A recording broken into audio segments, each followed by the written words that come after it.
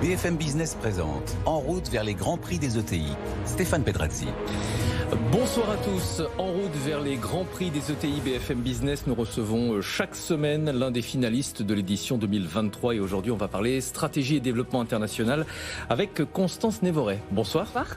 Vous êtes PDG de Little Big Connection. C'est une entreprise qui accompagne la transformation numérique des entreprises en les mettant en relation. On va en parler avec des freelances et des consultants externes grâce à un logiciel de gestion de leurs partenaires externes. Et puis avec nous également Régis Farja. Bonjour. Bonjour. Vous êtes banquier conseil chez Banque Palatine et avec vous on va parler aussi de stratégie internationale. Constance, pourquoi est-ce que le maillage international c'est quelque chose d'important pour une activité comme la vôtre ?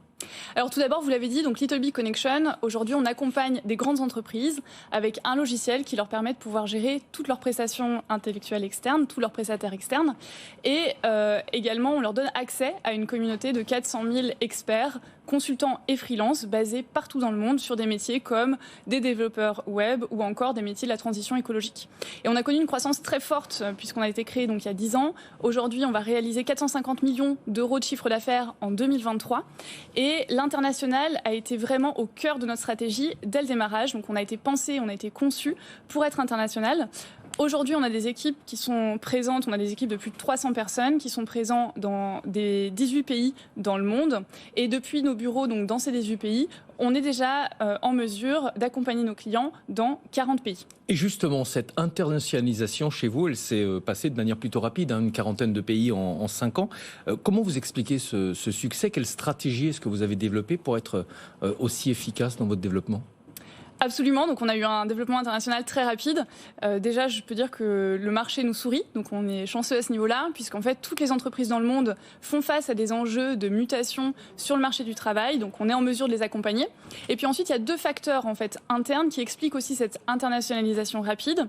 Le premier, c'est qu'on a développé une stratégie de mutualisation de nos compétences et on a décidé en fait de localiser dans certains bureaux dans le monde des équipes mutualisées. Ça nous permet de faire en sorte que quand on décide d'ouvrir un pays, on n'est pas obligé d'aller déployer des dizaines de personnes pour pouvoir adresser ces marchés-là.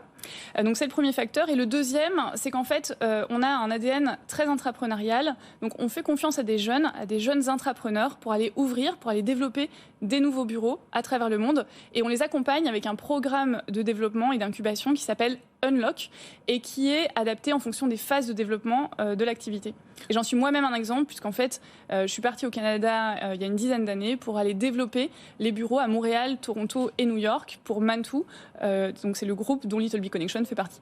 Régis Farja, comment vous faites chez Banque Palatine pour adapter votre accompagnement en fonction des pays où s'exportent les clients ? J'imagine que c'est pas toujours la même chose. Oui, tout à fait. Peut-être en préambule, quelques chiffres. La France compte environ 5400 ETI, dont 75% ont une présence à l'international et elle représente tout de même 35% des exportations françaises. Alors, à la Banque Palatine, on accompagne les entreprises exportatrices de 2 manières.